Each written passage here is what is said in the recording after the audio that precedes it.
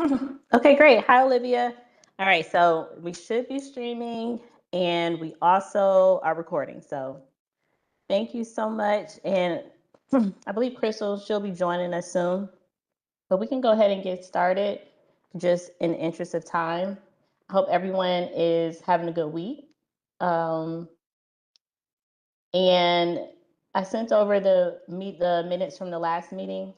If there's anything in there that you want to elaborate on, or if I didn't quite get it, I was trying to kind of take notes as we were talking, then just let me know, and we can update that. But I want to welcome Jack Reddick from Code Enforcement, and he was gracious enough to um, give us some of his time today so that we can ask questions about some of the things that we were discussing. And just to kind of catch Jack up for this subcommittee, our subcommittee is around preserving quality, affordable rental homes. And we are working on a project which was a charge from Mayor Gertz to come up with some ideas and solutions that may not have been addressed in the AHIS report. And so when we were discussing last week, one of the big issues, recurrent issues that we were coming up with were tenants having struggles with the quality of their existing properties. Of course, we want to be able to increase affordable rentals, but we also want them to be quality as well. So not simply affordable then having to sacrifice safety and quality. And so I'm going to just open it up. And I think for this amount of time, we have about 20 minutes. And so if someone wants to start off with maybe some of the questions, and if you don't remember, I can bring up some of the things that we discussed, but I'm going to hand it off so I'm not the only one talking.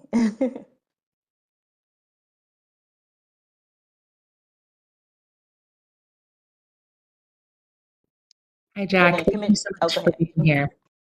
We appreciate it.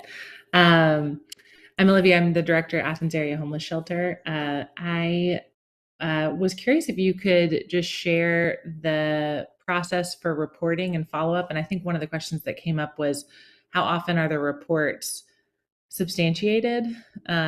So y'all were called out, and then it was a concern that was needing to be followed up. I don't know if y'all have a way or like a subset of data that tells us how often that's true.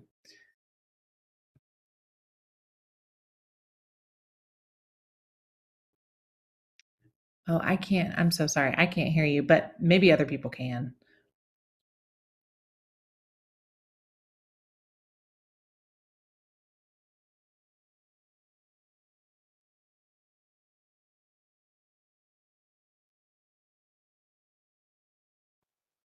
Jack, when you go to that little arrow next to your mute button, it'll pull up some audio options. And if you can just make sure that your speaker, the part where it says speaker, that you select maybe your computer or whatever device you're talking into.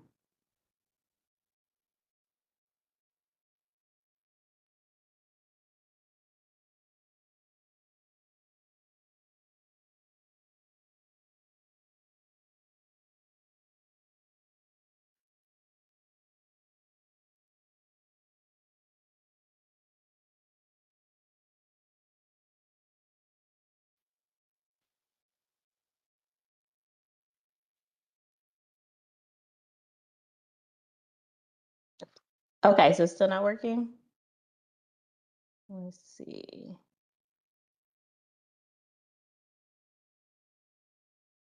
Hmm.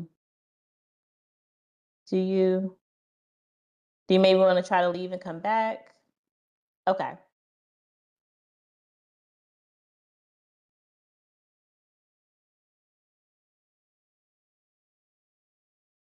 All right. Olivia, that was a great question. Hi, Crystal.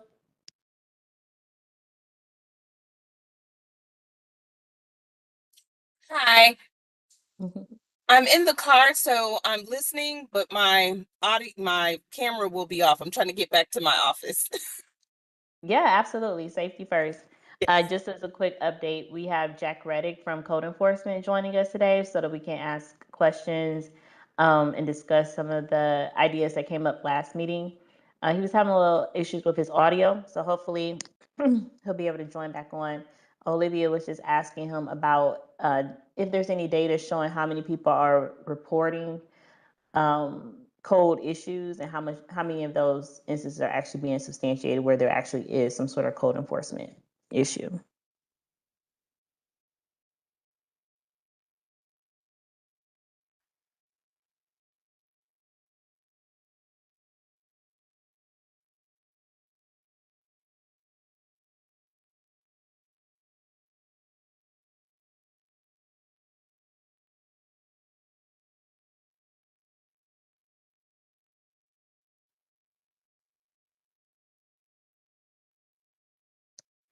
And I guess, I'm going to step away. I've got to make sure my dogs don't interrupt the meeting. okay, Hang on. sure, no problem. And while we're waiting for Jack, I was just looking over some of the comments that came up last time in terms of, education for tenants, that may be something that he can give some input on.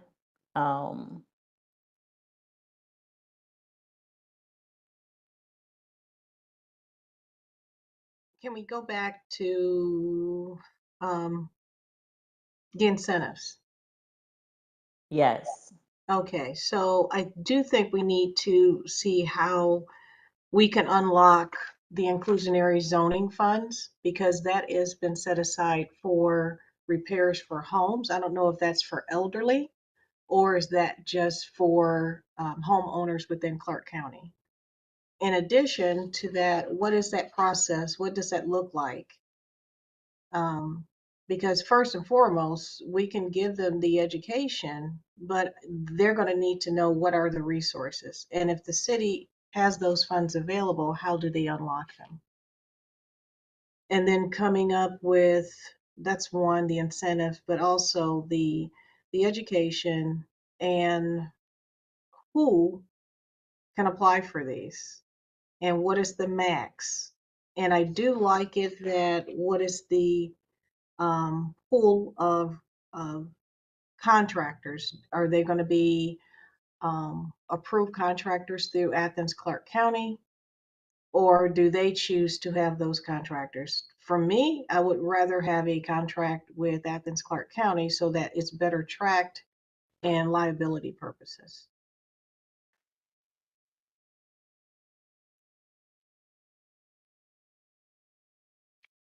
No, we still can't hear you. I'm sorry, Jack. I like all of that, Miss Chris. I had to unmute to say that. But I think all of your comments just now, we spoke a little bit about the inclusionary zoning last night, and there are funds in that pot to be able to do things like repairs and also to incentivize contractors. I think Kelly, that'll be a great segue. And I know I was supposed to reach out to Judge Green about the evictions, but I also think it'd be a great idea to get someone from the attorney's office to kind of comment on how we can get those inclusionary funds kind of catered, maybe a small amount, because I know that the attorney's office is gonna say, well, the inclusionary zoning right now is just for developers who's coming in who wants to build affordable housing, kind of like what you guys do with the LIHTC. Yeah, You would know more about yeah, that it than I really is. would. But I think that's a great idea to use those funds for rehabbing as well and weatherization. I know that they'll probably. They actually are to be used to help residents with repairs. Mhm. So the other question would be, I'm not sure who oversees that, but what has an analysis, what has been the practice? How much have we actually put into preservation of homes to help residents? Mhm. so that we'll have some type of history and how we can improve that to help maintain home ownership and the homes. Yeah. Mm. I think Melinda would be a great person to reach out to.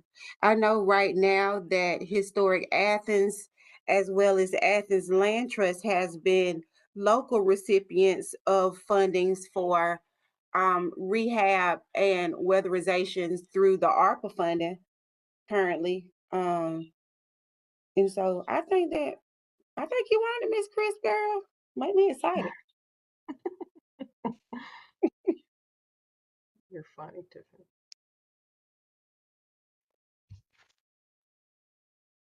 Oh, also incentives for the landlords, because it will help them as well to preserve their homes, to maintain their home ownerships.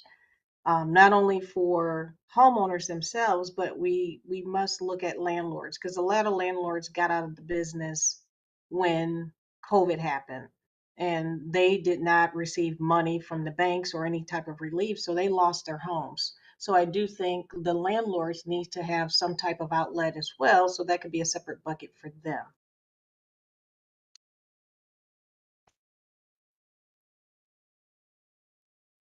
Yes, definitely love the idea of incentivizing landlords, especially when it comes to repairs and helping them to kind of close the gap. I think it even could be worth, as we transition also to the affordability aspect of it, it could be helpful to get some insight into what are contributing to them increasing their the rents. You know, Exactly. I think obviously we can assume like, okay, well, everyone's increasing their rents, but if we get to a more clear picture, are these newer landlords, so they bought their homes with higher mortgages? Do we have landlords out there who do have lower mortgages, or they've been landlords for a long time that could contribute again to those houses maybe even being older? But Right. what's to incentivize them to keep their homes affordable and not move to the current market rents, which are extraordinarily high? That's correct. And Yeah. restrict it to non-students. Yeah, and I was going to add, if a landlord is receiving an incentive, they would need to be under the understanding of keeping it at an affordable rate for a certain amount of time, rather than the improvements being made at the end of the lease. It's increased because the property value is in a better shape than it was before the repairs. And that goes back to code enforcement too, because now you're going to Mhm. have a level of inspections to that. So kind of, it's not like the voucher Section 8 program, but we can mimic the rules as Mm. it for that. And how would we make the incentive? It's not an incentive if it's layers and layers of paperwork. Right. You It's know. an incentive based upon the lease term of the resident. Mm-hmm. So Mm-hmm. maybe they'll get $400 at the initial, and I'm just throwing out numbers. Yeah. Then if they maintain it, um, and that can help them increase people that want to own a home, but they can't own a home. But now there's more homes available for folks versus the only option they have is an apartment. Mm-hmm.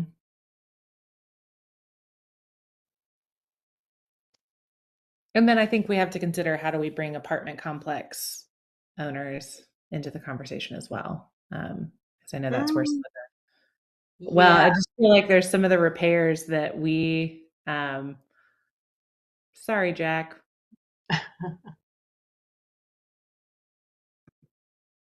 Yeah, Um, I think because this is preservation of homes for home ownership, I don't think the apartment multifamily would fall into that group, because they have other avenues that they can utilize. Their rent base is much more than one homeowner that could be yeah, losing a true. home.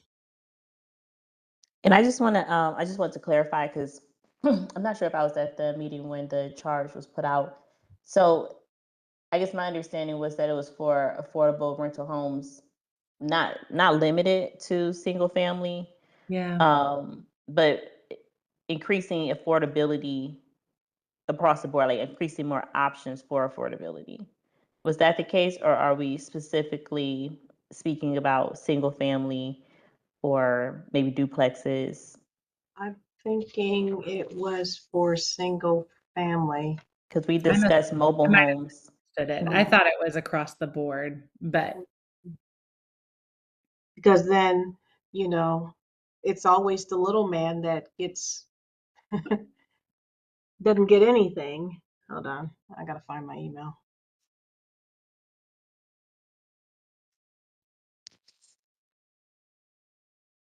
Which I definitely believe that we definitely need to have an increase of single family rentals to impact, the overall rental market would be extremely helpful, and I think that that even does create a pipeline into home ownership as well, which I That's think is where some of those education pieces come in, and yeah. being able to manage the rental property, being able to segue that into taking care of the home, because there are a lot of things that come along with home ownership as well. hmm You don't have a landlord to take care of those things anymore.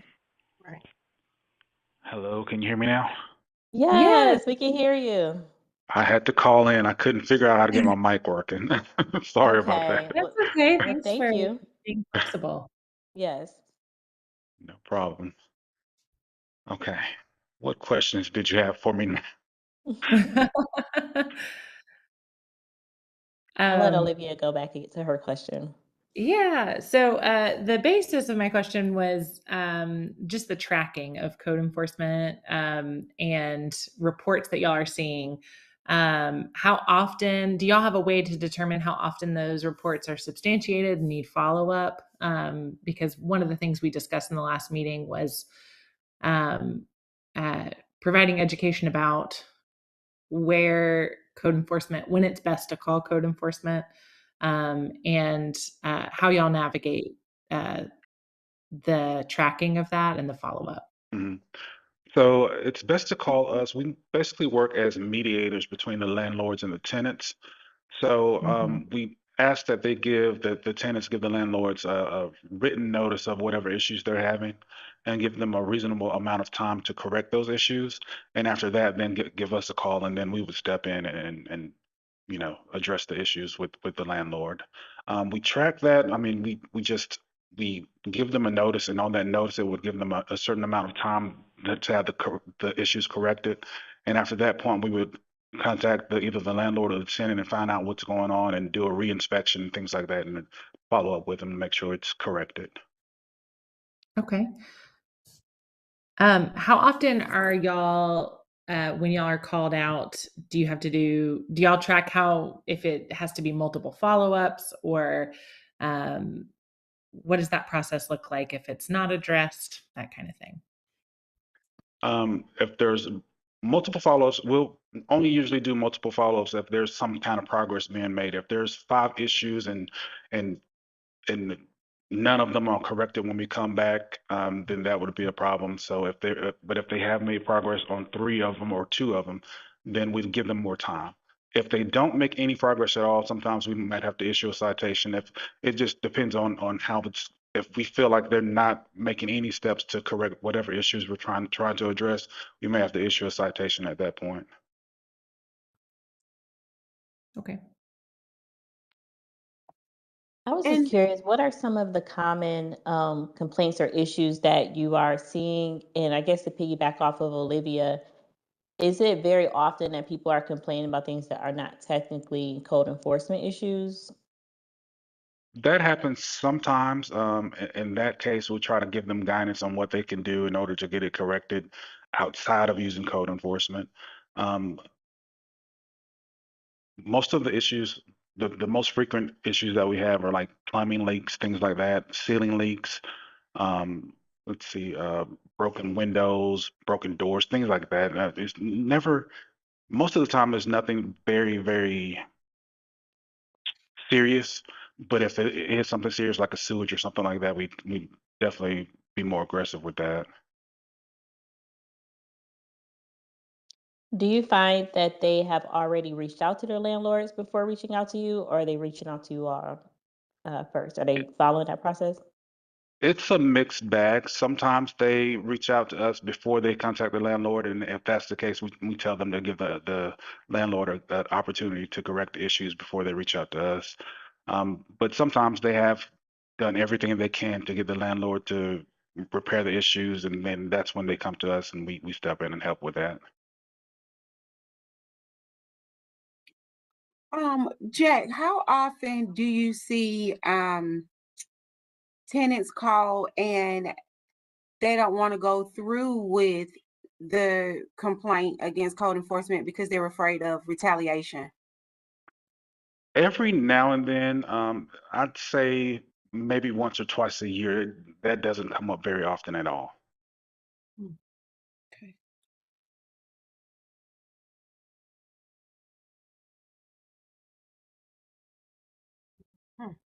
I know the state did pass some legislation that, retaliation is illegal now. The question that I would have for that is who enforces that for the state? I think it would be a Yeah, that civil was a issue. question. Hmm. Yeah, that was a question that we had for you as well, is Hmm. the language of that bill is kind of vague. I'm glad it exists, but Hmm. because it's vague, what is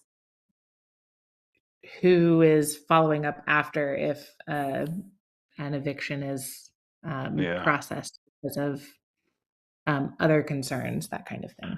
I think it gives people a civil option to maybe contact an attorney and go about it that way if they feel that they're being retaliated against.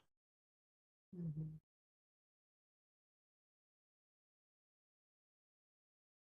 So I do have a question. So if you have gone back multiple and multiple times um, to the same landlord, what happens with that landlord as it relates to the city? Do they receive any type of, I know, slap on the hand, but um, fear of losing their property? No, I don't think they're in fear of losing their property, and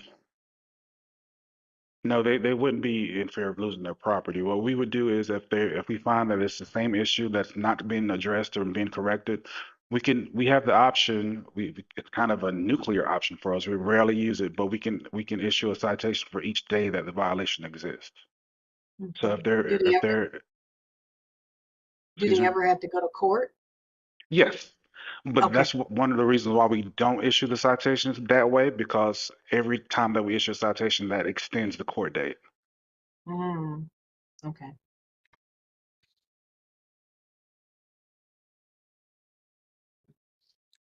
So each citation is related with a court date, or is that only if it's not been addressed? So a citation could happen.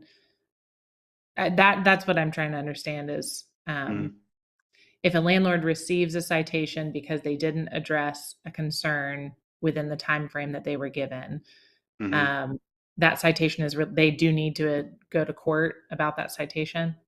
Yes, absolutely. If they Okay. fail to show the court, the judge could issue a failure to appear warrant, and I don't think they want to deal with that. Hmm. Okay.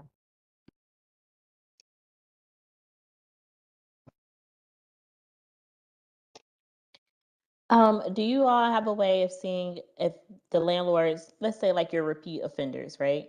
Mhm. Is there any consistency about them? Are they out of state? Are they newer landlords? Are they older? Are they older properties or older landlords? Is there anything that you're I th- identifying? I think we have the most issues with out-of-state landlords. They're the most difficult to get in contact with, the most difficult to issue notice to, citations. If it's out of state, we have to get another authority, like a sheriff's department in their location, to issue a citation for us, and that can be expensive too. We have to pay for those. They don't do it for free. So those are the most difficult cases for us when the landlords are out of state. Huh. So there's no, I know with LIHTC properties and when we have property management, Georgia passed a law that the landlord, the management company, has to be local. Yes. There's nothing that falls on the landlord because, again, that just let us know that they're not part of Athens-Clarke County. They're not for to beautify Athens-Clarke County. So maybe that can also be an incentive. They have to be here and have a property management company here in Athens-Clarke County. Again, that's that law that the legislators passed, but they did not give it any teeth. Who enforces Exactly. that? They Yeah. did not specify how that would be enforced and who would enforce it.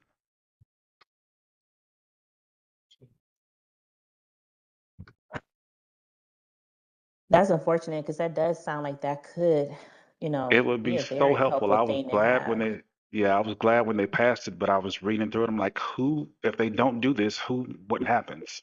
It doesn't, Yeah. it's not very Right. clear. I have a question. I don't know if this falls under you. And I preface everything with I'm still very new to Athens. I'm new to the state of Georgia. Um, but in terms of addressing one big issue that me and my family have even experienced with moving here is that a lot of the houses, it seems like the landlords are targeting maybe like college students where they can like charge per bedroom, therefore jacking up the price of like a 3-bedroom rental. Um, and then I thought I heard that there was something where it was like you can't have more than a certain number of people in a house that are not related. Yes. Is that something that's enforceable or? So it's enforceable. We have issued citations for it, but it's very difficult. You can't have more than two living in a single family neighborhood. However, it's very difficult to prove how people are related or not related. That's where we have the issue with that ordinance. It's just the onus will be on the county to prove that these two people or these three people are not related. How do we show that in court? So that's where we run into issues with that one. One thing I've noticed in my own like house search is that sometimes people are pretty blatant, even on Zillow or in like the Facebook groups where they're trying to find subleasers or things like that, where they'll even say they're renting per room. Mm-hmm. And I guess maybe the renting per room doesn't necessarily mean that they're renting to non-relatives, Mm-hmm. but I've been kind of seeing language that indicates to me that they're looking for like students. Yes, and we do try to reach out to them whenever we get a complaint of that, and we can verify that they're advertising that way. We have a letter that we can send out and educate them to the ordinances of Athens-Clarke County. Sometimes that'll help, and sometimes they just ignore it completely. But that's one thing that we do to try to reach out to them and let them know that those ordinances do exist. And Jack, is it also true, like, because I've been having these same conversations with the attorney's office. I'm Mm, over in East Athens, and we have studentification all over East Athens. And while talking about some of our policies that we have with code enforcement being able to enforce policies like the one that you were just referring to, it mm, has no teeth. And the attorney's office was like, well, Commissioner Taylor, it's gotten to the point where landlords are telling tenants to not even open the door for you guys. So say I were to send you out to like Hearing Street where we know that there are students living that are not related and they're breaking the mm. law. Landlords are telling them to not even open the door. So have you seen, and I know you probably don't seen a lot, but have you seen things like that? I'm not sure if I haven't heard that the landlords are telling them not to answer the doors, but that's definitely a problem that we have had. It's hard to get people to answer the doors for us, and we can't really force them to. And even if they do answer the door, they have their Fourth Amendment rights, and they don't have to answer any questions that we were asking them. And some people are aware of that, and they definitely use it to their advantage. Yeah, that's the unfortunate part about it. We got a lot of laws and policies on the books, but they can only be enforced to a certain extent, and the enforceability sometimes doesn't have teeth to as much as one would want to see. Hmm. So that's unfortunate. Yeah. I agree. Along those same lines, is there anything in place in regards to short-term rentals What as do it you mean? relates to code enforcement? Yes, Um, we mhm. there are they are developed. Well, we have a short-term rental ordinance on the books. Still in how do I say? It's a process right now. It's very new and we're still working through it. But there is ordinance and we try to enforce it as much as we can. But that one's also very difficult too.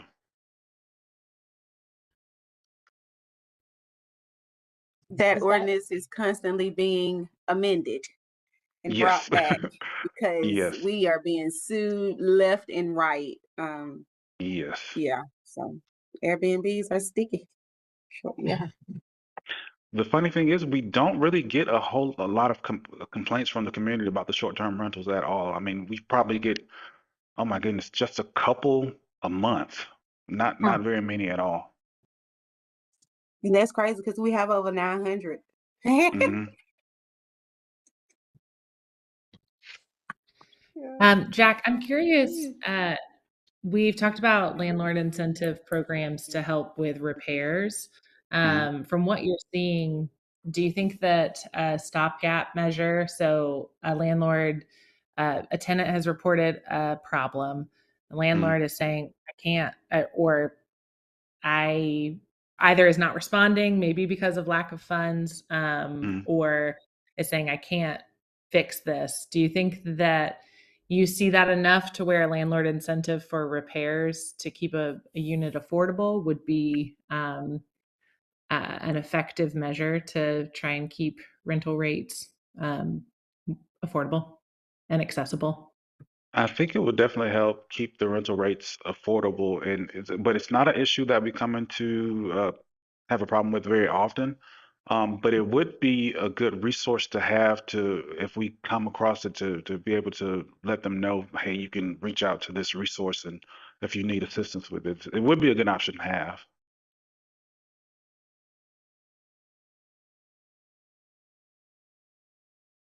And really quick, Jack, just to piggyback off what Olivia said. And so if we were discussing this as a body, because I know that they would say, well, Athens-Clarke County, we aren't landlords, we aren't like people who would distribute the money, like they have departments for that. So what Mm. would you say would be the avenue as far as incentivizing landlords? Would it be a simple case of submitting like a form, not even a multi-page form, just one form that says, hey, this is where I am. I'm a landlord.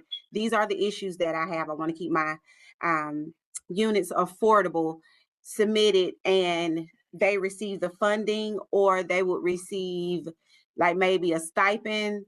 How would you see that kind of playing out? I think it would be a application process. They would have to show their income and things like that to show that they can't afford to maintain the property as with their current income. Um, I think that would be the way to go to fill out an application to show that it's needed. Thank you. Yeah, I think one thing that we've touched on is that if a owner of a property gets to a point where they can't afford it and they sell, then it is going to increase the rent. It is going to increase Absolutely. the cost because the housing costs have increased so much. So sounds like that might be one of the things we're trying to avoid is people getting to a point where they are selling, and we've seen that with tenants that we provide support through our program is a sale of a property, then the rent has gone up, and other issues arise because of that change of property. Hmm. Uh, and I think too, we want to keep in mind too of how often these things are happening in the community. So I'd love for us to have some sort of data to support the types of calls. Do y'all have like it's kind of references my first question, like the majority of your calls are do you have like severity levels? So like moderate, minor, severe, anything like that? No, we don't have any severity levels, and they're just they're separated by the kind of violations that they are. So if it's a front yard parking violation or if it's a housing violation, all housing violations are kind of lumped together as one. So it wouldn't be separated whether it's sewage or broken window or anything like that. It all being just a housing violation for us. Okay.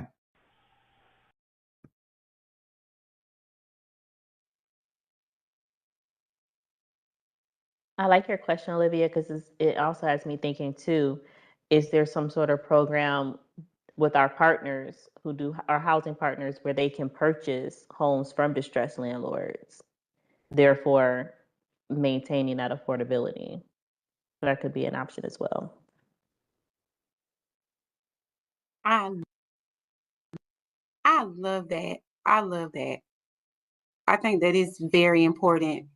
And I don't think, like, speaking in any of the conversations that we've had as a body, we're more or less talking about how to get off of well, we only have one duplex that Athens-Clarke County owns, but how to get off of that. But I think if that was brought to the body, about helping our housing partners kind of acquire, because I know Habitat, Spencer Fry, he bought a complex over in East Athens and remodeled it, and now it's affordable housing for families. And so I know that Habitats for Humanity has done it, but I think it'll be a great opportunity for our housing partners to, know that that's an option also, to buy dilapidated structures and kind of rehab them and rent them out as affordable housing. I don't know if that's been touched on as a body or not. And it also goes to that inclusionary zoning, huh, Ms. Chris? It does, but it also Yes. includes the land bank. So Ooh. once the land bank comes up and operating, they'll have the land to where they'll make it affordable to residents and folks like Athens Housing Authority if we want to go purchase that land through the land bank. Yep. I love it.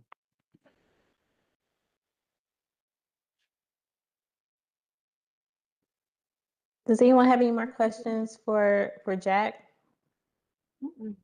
Thanks, Jack. No problem. Thanks for having me. I'm sorry I had the technical issues. Thank you for It's okay. persisting. No We problem. appreciate it, and we appreciate what y'all do. Yes, Thank this you. was so helpful and so informative. So we appreciate it. You're welcome. Have a good day. You too. You too.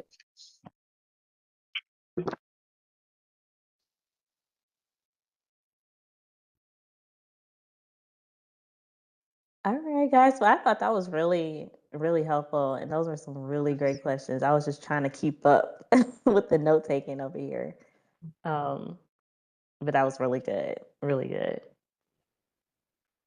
So the other two items that we have on our agenda, we have a GICH meeting coming up next week. And I didn't really put it on here, but maybe as we're talking through some of the next points, if we can be thinking through anything, any updates or anything that we want to share during that next meeting, then that would be good too. And again, I was just kind of pulling these off of our meetings. So I mentioned like the tenant landlord education strategies, and then also if anyone has any updates on research or action items. So do we want to kind of dig more into those education strategies, or was there something that came up on this call that we want to spend a few minutes discussing a little deeper? I was not able to get those newspaper distributed. They are still in my boot. Oh, okay. Forgive me, you guys. I'm That's okay. We can get them from you next week Yeah. at the meeting. Yeah. My bad. And I don't have an update on tenant landlord education other than I spoke with our rental assistance coordinator, and I think we see just some interesting situations that come up, like the sale of a property and then rental rates increasing, or tenants being unsure how to address certain items that are needing repairs, that kind of thing. So I think it was helpful to hear from Jack how, like, their biggest challenges, which we hear is out-of-state folks, because they can't get a hold of them. And I do think one of the things we talked about in the last meeting was like know your lease education sessions. I think that would be really helpful, because we often are, when families are in a situation where they're trying to get to a house really quickly, they're not thinking like about all the details of the lease, or if there's a purchase and a sale, is my lease still valid? Who do I reference, if, that kind of thing. I think some of those nuanced questions, and maybe an attorney could lead that. Olivia, if you remember from our last lead session, we had it with the local government. Remember, there's a whole page, a list of resources. I'm wondering if we can find some of those on there first. And then, I mean, I can assign, since I wasn't here, I was on vacation for the last one. I can reach out to Melinda and ask her about the details of the inclusionary zoning. And what was that? And I'll also know your lease. I'll have something. Yeah, I appreciate you pointing that out. I'll go look up those items. No need to recreate the wheel, if it's already out there. And maybe it can be something that can be worked into the conversations that are being had with tenants that are in our programs, and across the spectrum of housing support. Yeah.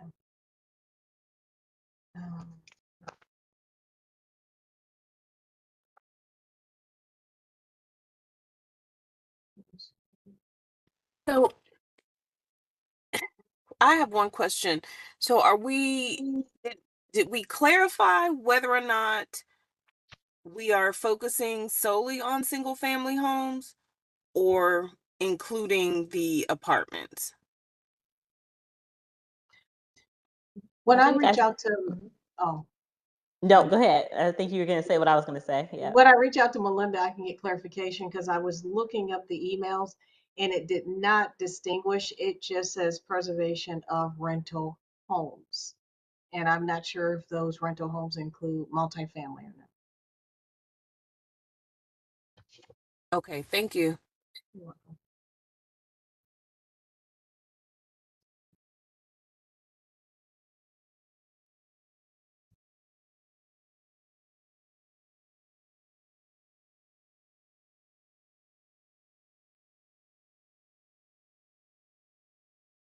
Okay, sorry, I was taking some notes.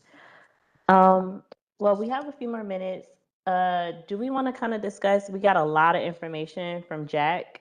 Are there some things we might want to flush out in terms of how we can pull all these different ideas and thoughts together as it relates to the quality side of things, the landlord issues? I was happy to hear him say that they actually operate as a mediator between the two, and I believe that was Olivia at the last one who was mentioning if there was a way to bring them together where it wasn't like pitting one against the other, but actually have them, trying to work together.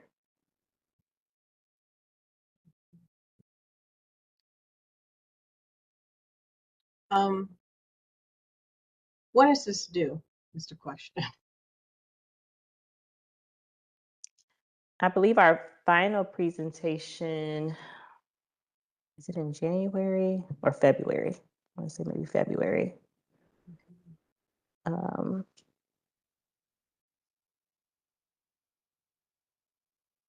Yeah, I'm in another office, so my internet connection is like super slow.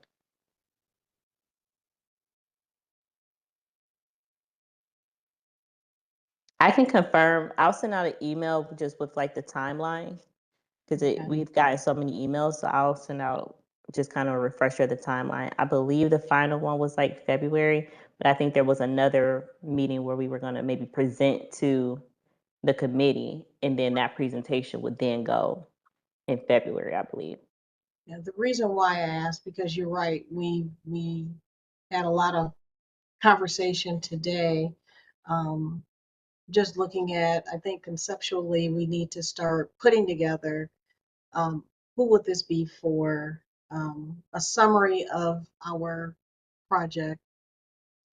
What are the funding sources? What are the resources, so that we can at least start some type of framework, and then we'll start filling in the blanks as we gather the remaining information that we need. But just an overall summary on how we can preservation of single family home rental homes.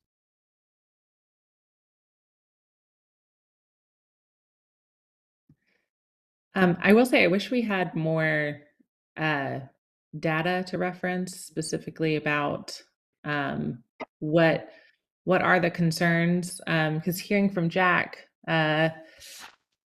he's only seeing once or twice a year that there's a sense of that retaliation, of the landlord retaliating against a resident. But I know that that's a feeling of a major concern for residents from what we've heard anecdotally.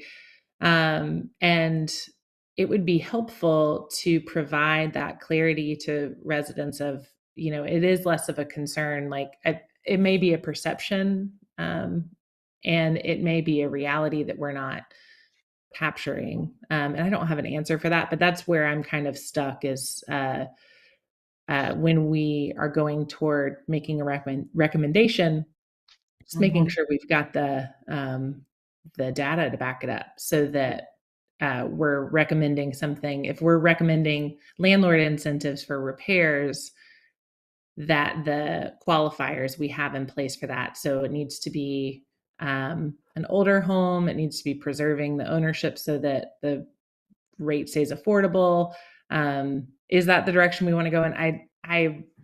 It doesn't sound like there's a comprehensive list of data from code enforcement, which is, I think, what I was hoping for, was that they could say, this many. It does sound like they can say so many are housing related, but that was because it's so broad.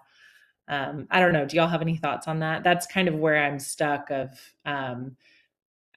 wanting to make sure that we are putting weight behind the strongest avenue for concerns that we're hearing about and seeing, because a lot of different things are brought up. So what's going to make the biggest impact to preserve rental homes? And when I say rental homes, in my perception is I do include multifamily and apartments is often, and manufactured homes and things along those lines.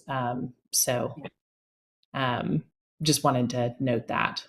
Thank you for saying, because I put manufactured homes on there. Yes. Unfortunately, I don't know if we will have enough time to maybe do a poll, because that would probably be really helpful.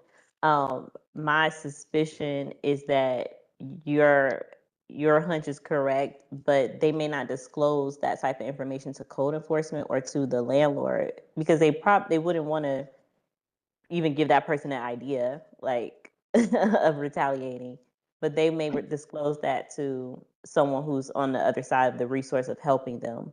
Like this, if you're advocating, like, this is a concern that I have, but they may not discuss that with like the actual landlord or the code enforcement to say like, hey, I'm concerned that you may do this to me, and then therefore even sparking that process beginning of retaliation. So But I do think one what Olivia mentioned, at least in order for our program to work, there's going to be some recommendations that I believe ACC Gov will need to either change or to improve on in order for this program to work, because there's got to be some type of accountability, and we're only coming to them with the recommendations, and based upon the recommendations, that can only put a little bit more teeth to what we're doing.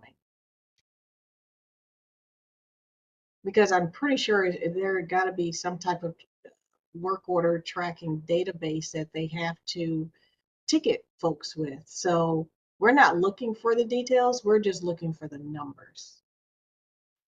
How many, what side of town, because that can be important too. Yeah, the location. I think one of y'all asked about, is there a kind of a red flag that's placed if a landlord's reported so many times. Right. And I guess we could, there's some ways we could go through and figure that out, because we do have landlords that address concerns quickly. And we have experience with landlords that haven't. So yeah. I think those are really good points. And I think as we're making our recommendations, we probably want to make sure we're including that in it as well. Like these are some adjustments that we foresee would need to be made to actually implement these recommendations, especially if we already have that foresight that there are certain barriers or obstacles that could come up, then we'll want to include those in our recommendations for sure.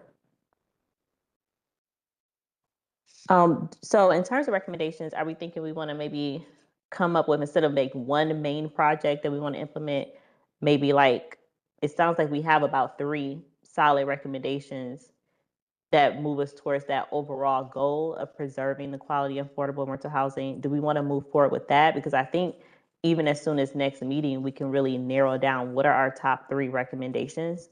And like Sheila said, then we can start to actually break down the framework for each of those recommendations.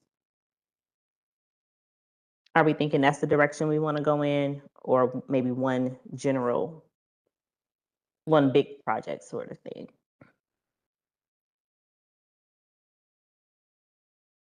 I'm a firm believer you do it right the first time. We're Yeah. you know. I learned from mayor and commission. Sorry, Tiffany. Oh no, you're right. I was gonna say the same thing. I think making one big presentation, my colleagues are going to pick it apart and have a zillion questions. Whereas if we do the 3 recommendations and kind of just say, hey, this is what is coming from these recommendations, then it gives the body enough information to know that, hey, we really researched these things and these are the avenues that we see are going to be most effective with preserving affordable housing. So yeah, they some iffy, they iffy, all 10 of them, including me. All right, well, I love that. Developing the 3 recommendations, I think that's going to be great. I'm excited because I think that we have a lot of information that we could condense down into these 3, categories. And so maybe what we all can work on over the, next couple of weeks is really like identifying what those 3 categories would be. And then at the next meeting, we can like narrow it down to like, these are the 3 recommendations that we think will help us to move forward with this goal. I do have a question. Will this live be made available to us so that as we're gathering information, we can come back to this live? Yes, absolutely. So I sent out an email right before the meeting started. That streaming link, it should already be rolling live right now, and so it's streamed through YouTube. So you guys will be able to access it immediately. Thank you. Yep, no problem. And sorry I didn't get it out sooner. It was a little communication issue with communications, but everybody's got a lot on their plates right now, so you're good. I am curious with these recommendations we're making. We're also recommending. I know I keep coming back to this, but I do think we just I want to make sure that we have an opportunity for input or additional data about what's going on. So I just wanted to, I don't know if that would be a recommendation, an opportunity to, maybe we need to look over the Athens Wellbeing Project or something along those lines. I think the data has been collected, but giving us, that's what I can work on, is where I can find some more info. Is what I would hate is for us to make a recommendation and something be put in place and it not have the effect we're hoping it to have. I think we have an opportunity. So I appreciate No, absolutely. I think what I was kind of thinking through is like if we come up with what our recommendations are going to be the next week, then like Sheila was saying, we can start to build out the framework for each of those. And I really do think that research, having conversations should be a part of building out that framework. We need to really understand, even from like the landlord's side of things, what's going on. We need to be able to understand how many of these properties are long-term landlords where they don't owe very much on the mortgage, how many are newer. We need more information, but at least if we have those recommendations nailed down, we are focusing in on, those 3 categories and not still in that idea phase. Right. All righty. Well, I think that kind of nails down our next steps and assignments. And so, did anybody have anything else or anything they want to add? No, ma'am. Thank you for planning this for us. I appreciate it. Well, thank you all. I mean, everybody, I know you guys all have so many things and you guys are doing amazing work. And so I appreciate you all participating and you all have such a wealth of knowledge. Like I said, I'm newer to the area. And so I definitely, appreciate everything that you all are bringing to this. Absolutely. All right. All Thank right. you. Appreciate it. Yep. Thank you. All right. Everyone have a great week. You too. Bye. Bye.